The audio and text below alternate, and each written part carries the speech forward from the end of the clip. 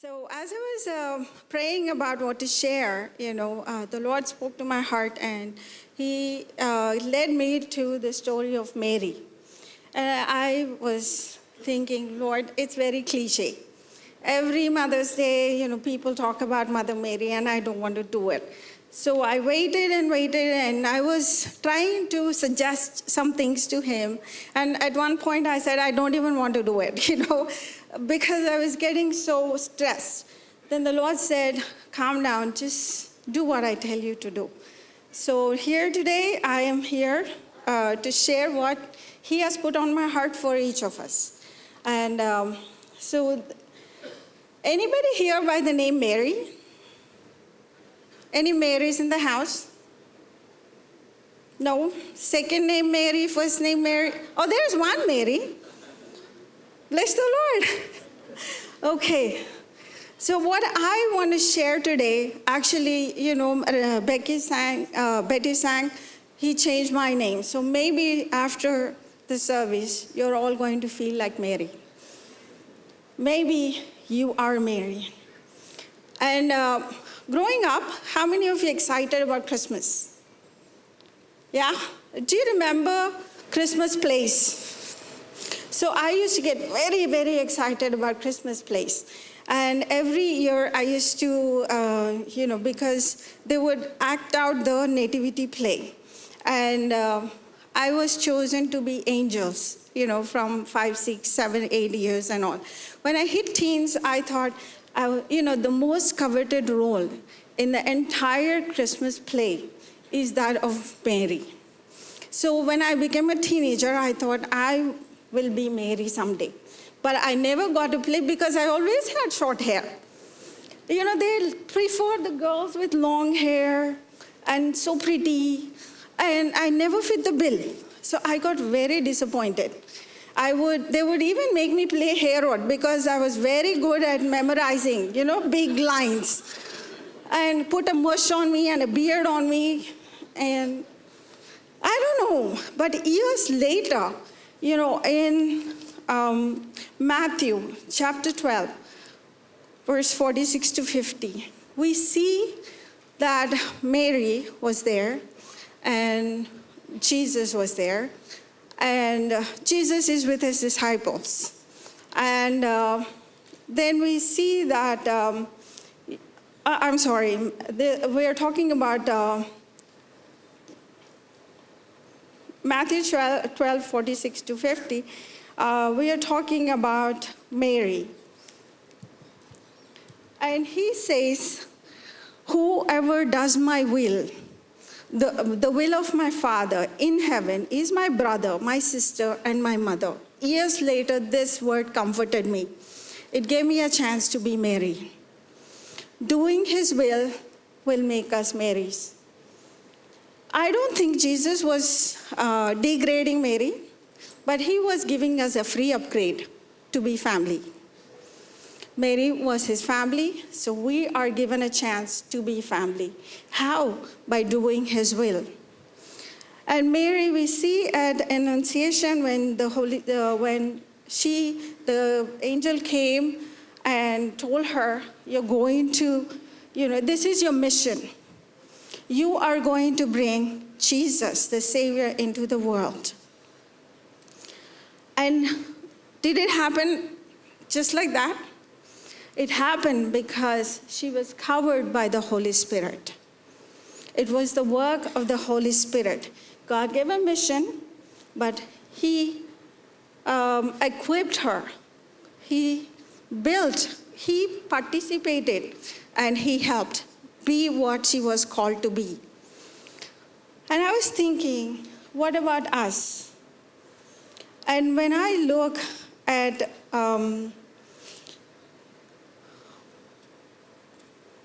Acts 1:8, the Holy Spirit gives us power to be witnesses.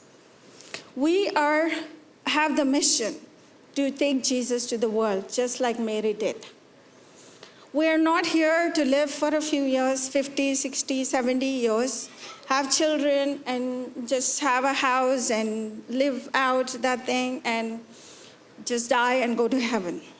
We are here for a purpose, to take Jesus to the hurting world. Right? How many of you agree with that? Yes, do you feel in your heart you are made for a bigger purpose? Right? And Matthew 28:16-20, we see the Great Commission. Jesus said, go into all the nations,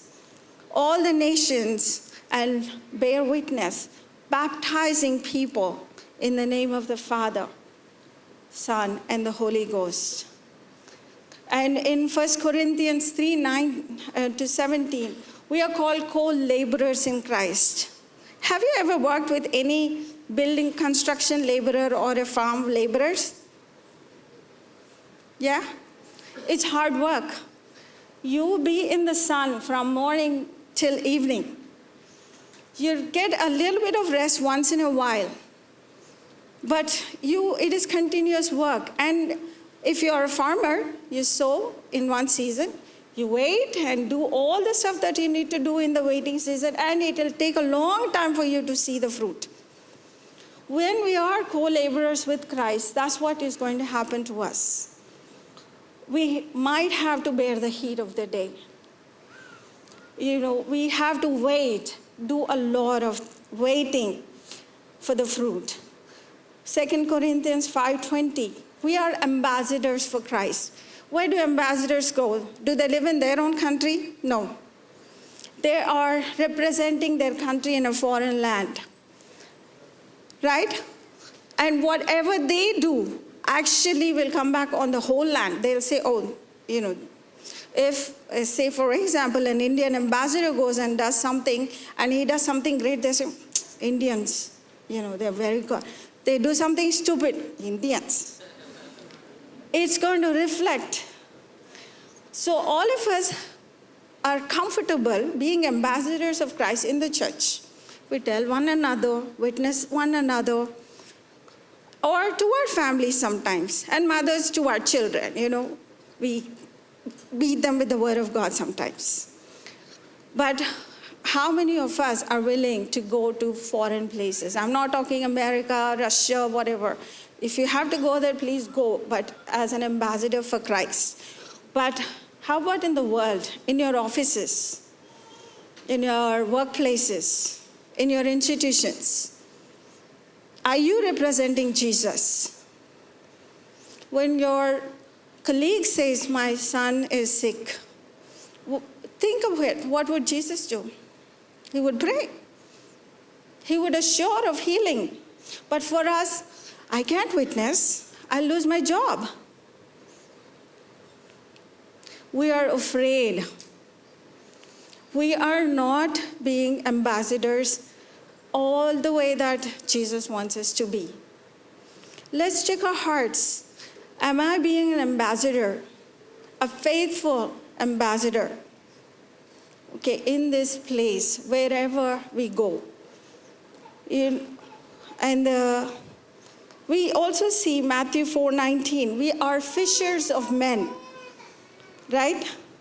And I have a small story with this. Recently, I was talking to the Lord, and every time something comes up about sharing the word on a big platform like this, I'm not too comfortable. So I said, Lord, I'm fine. I'm really fine. And the Lord brought to me a story. And it's about a man and his friend. They go out fishing. And it's just normal, not big nets. They have the poles and you have to reel it in. Every time this man put his fishing rod, he got a fish. And he would take it, look at it, and throw it. And after some time, it happened quite a few times, and the friend is wondering, I'm not catching anything. This guy is catching, and he's simply throwing it out. Why is he doing that? It's so stupid. And he finally asked him, what are you doing? What are you doing, bro? And he said, well, I'm catching all big fish. But really, my frying pan is so small. So I can't do anything with big fish. That's why I'm throwing it off. And the Lord said the same thing to me. You are limiting yourself. You are looking at your limits. If I want you to talk to big people, I love children and I'm very comfortable with children. I tell God, send me to children, no problem, I'll go. But with adults, I'm a little bit worried. And he said, no, I've called you to be fishers of men. And look at yourself. What are the limitations you're placing on yourself? I'm too shy. I'm comfortable in this. I cannot talk to people about Jesus like, so-and-so does. I cannot pray over people like that. We limit. We limit being the fishers of men. What I also realized is fishing, when Jesus is specifically talking, is happening in the sea. Sea is very unpredictable.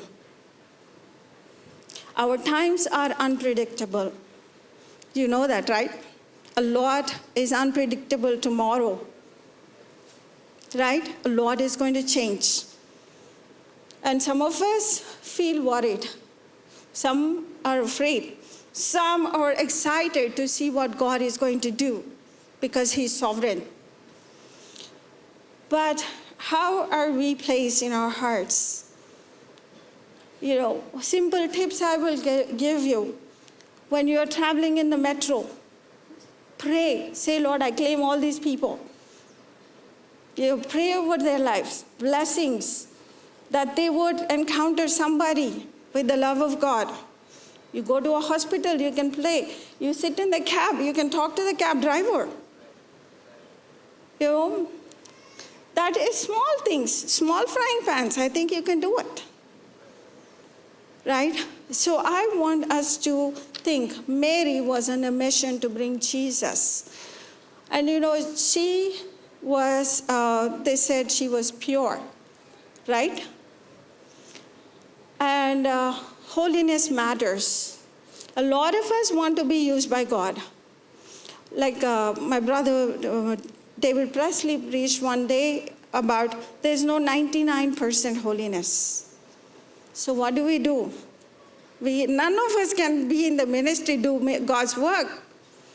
But there is grace. There is grace because of the shed blood of Jesus. I want you to know, if you ever felt in your heart, as a child you've given your heart to Jesus and you said, Jesus, I will do whatever you want me to do, but you have messed up, no problem. Just do 1 John 1:9. If you confess your sins, He's faithful and just to cleanse us, to purify us. You can have a fresh start. We can continue like Mary, bringing Jesus to the world. We can be that Mary.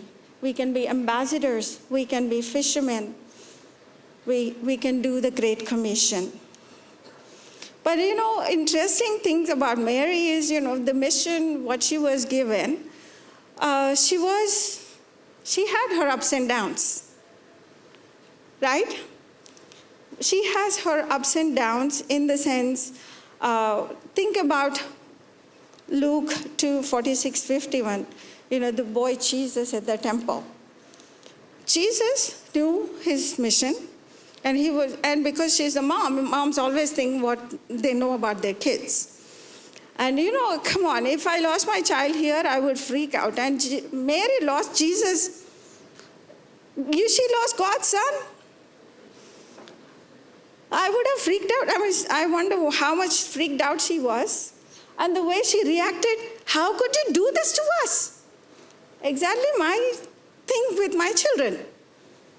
Right? Mary was a super mom in that when he said, shouldn't I be in my Father's house? She stored it in her heart. 12 years of age. Anybody teen moms here? Am I on the teen mom? Teen mom? Yes. You understand, right? Okay. This is a preteen Jesus. He gave her a heart attack. And our teens give us heart attacks every day. So every day what I have to choose as a mom is to trust there's a greater plan. there is somehow they fit in their father's house. They are given to me like some sort of more of a job. That they steward. I'm a stewardess. They actually belong to their Father in heaven. Probably because they are independent, they're getting independent, they get a mind of their own. So Mary had her down here, right? Some of us are like that. We don't understand God's plans. And so we are like, what are you doing to people? Some people get frustrated when somebody comes and says, brother, you have to be in ministry. You have to be in your Father's house. And they get annoyed, offended. But let's focus, let's think. Young people, parents understand that from 12 years onwards, or maybe when you were 12, God spoke to you something and you haven't done it yet. So check your heart. Then another mother moment, down moment, or this could be an up moment too, is John 2 at the wedding of Cana. We all know this story, right? The wedding of Cana. There was Jesus and Mother Mary and everybody was invited and they were having a good party, and then suddenly they ran out of wine. And what does Mary do? Typical mom. There's a problem, it has to be fixed.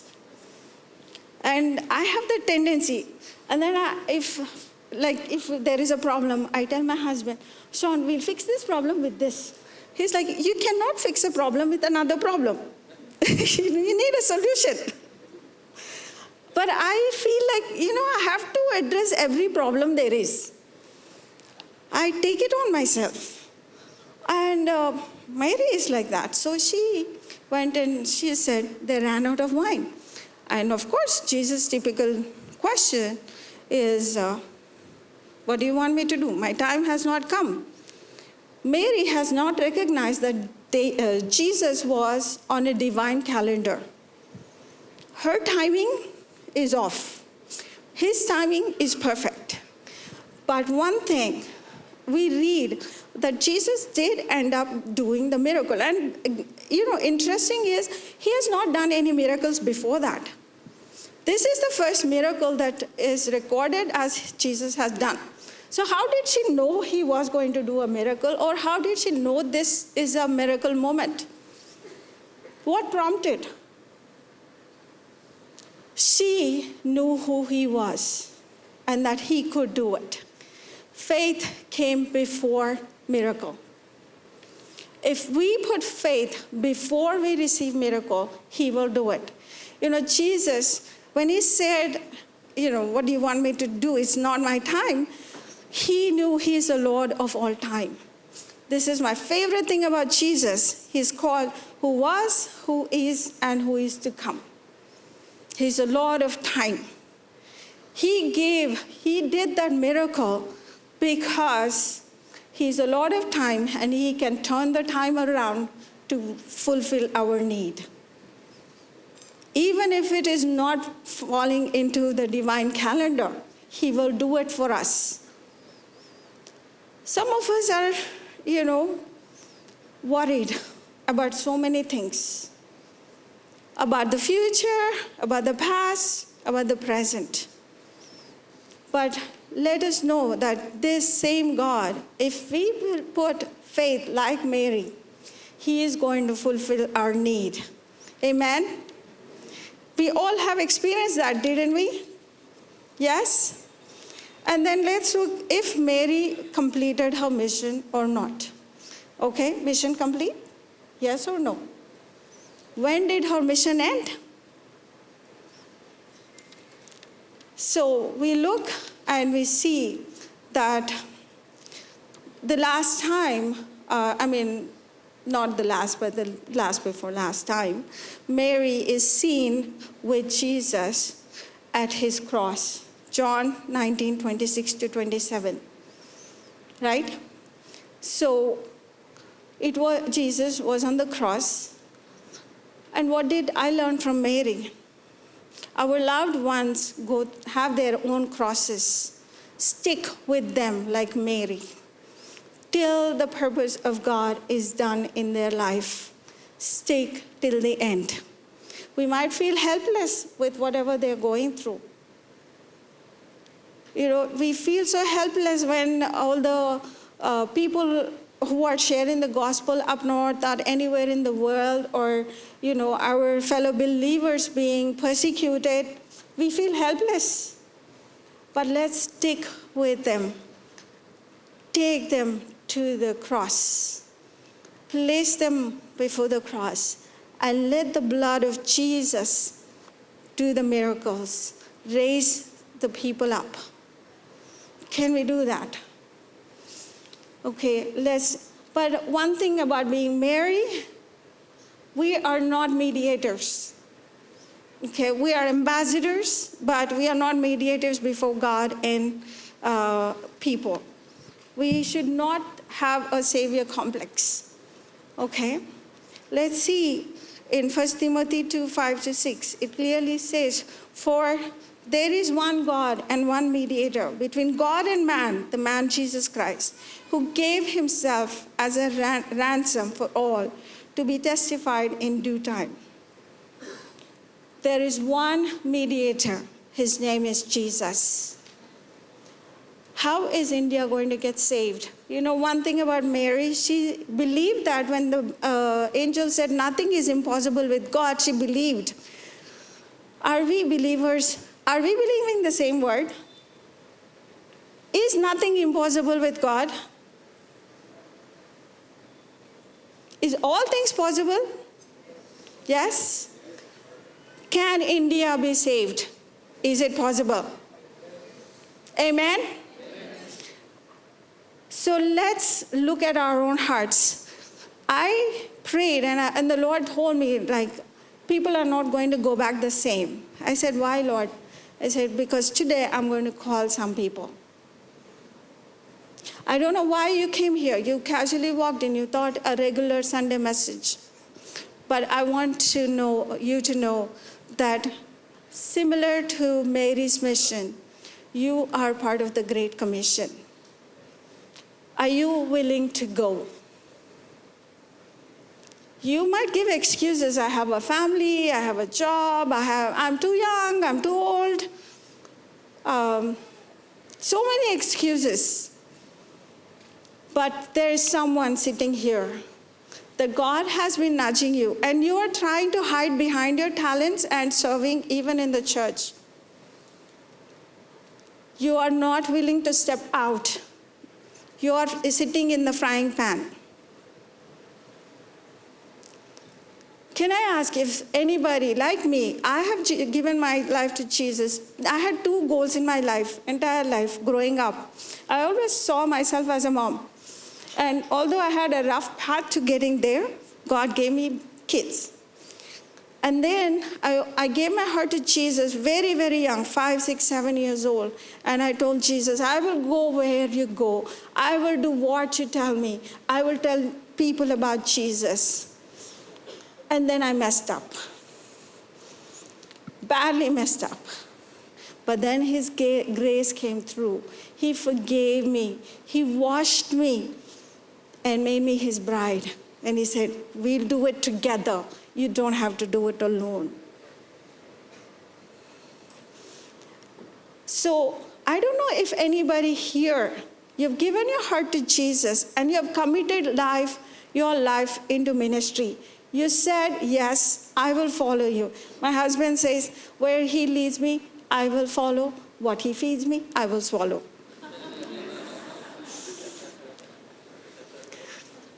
So how about you guys? Anybody here who has given their heart to Jesus and wanting to step out into ministry? You cannot say, no, I didn't have a clear call, because today you can hear Jesus wants you as his ambassador, as his fishers of men.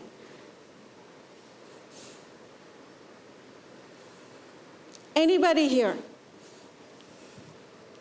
As I'm going to close in prayer, We're going to have a time of ministry. And if you are willing to give your life to Jesus, don't say, I'm too old. It's not a problem with Jesus. Because you're not doing it yourself. Right? And I don't think Mary did it on her own either. It was grace all along. So we'll all get there. Who wants to be Mary in birthing Jesus, in taking Jesus to the world today? You could be a man, but it's okay. But I sensed in my spirit when I was praying that there are a few people here who have heard the call of God, who knew that they, even from when they were little, not stepping out. I know times are going to be challenging. And some of us are too scared. But if we put our hand to the plow and look back, we're not worthy of Him. Let's get courage. Let's depend on the Holy Spirit. Let's get empowered. He said, the Holy Spirit will come on you and you will be my witnesses everywhere. So if there is anyone who wants to get filled with the Holy Spirit this morning, this afternoon, we're going to pray for you. You want to be witness, a bold witness. You remember the story of Peter. He denied Jesus 3 times. But when on the day of Pentecost, we are going to have Pentecost very soon. When he got Spirit-filled, he was something else. It's going to happen in our lives. If anybody here, young man, young woman, old man, old woman, moms and dads, you know that you've been hiding from Jesus. You thought you're doing enough. There will be another time we will talk about sending. We can only do a few things. Okay, stay, stand. That means in one of the poets, he writes, those who serve, also they serve who also stand. So when we stand in the temple of God, we serve Him. But we also serve Him when we go. And then when we cannot go, we can send. Don't nudge your neighbor and say, you go. Don't send them. Check your heart. Check your heart. And you know what? I'm doing it afraid. We all can do it afraid. It's not about us. And guess what? What will happen if something, completely different happens after tomorrow? At the most, we get slapped. At the most, we will, be persecuted. At the most, we might lose houses. We might lose this and that. But isn't Jesus worth it all? Isn't the Lord worth it all? What are we going to lay down for Him? Are we going to follow Him? Who is willing to follow Him today? Like Mary. Who is? As we enter some time of prayer, if anybody wants to surrender their life and come, there's no part-time, full-time ministry, my friends. Every day, every moment is ministry. Okay. There is no secular and sacred also. Whatever we do is for Jesus. And He's worthy. He's worthy, worthy, worthy. Let's know Him like Mary and make Him known. That is our purpose. On Mother's Day, as a mother, this is my heart for my own children, that someday they will stand for Jesus. I really, they have their ambitions, and I pray that they excel in that. But they get hooked onto Jesus, and they follow Him till the end, into eternity. And a lot of mothers are like that here with me. And a lot of fathers too. So anybody here who wants to give your life, if you have not given your life to Jesus yet, we can pray and you can receive Jesus. And those of you who have Jesus already in your life, you've seen miracles, you have fellowshiped with him, you know, but you're running from the calling. If there is anybody like that, please stand up. Don't be afraid. You know, sister, you can say, sister, yes, I know. I know I have a call. And don't be comfortable saying, well, you know what? I serve in the production team. I serve, this is enough for me.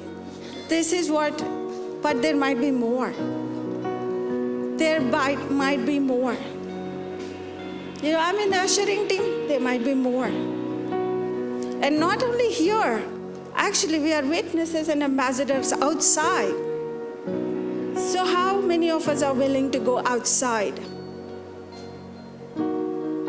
If there is anybody here who wants to give their life to Jesus and say, Lord, I want to follow you. Anybody here? No one? I see one hand. Two. Okay. I'll give you a few minutes to decide.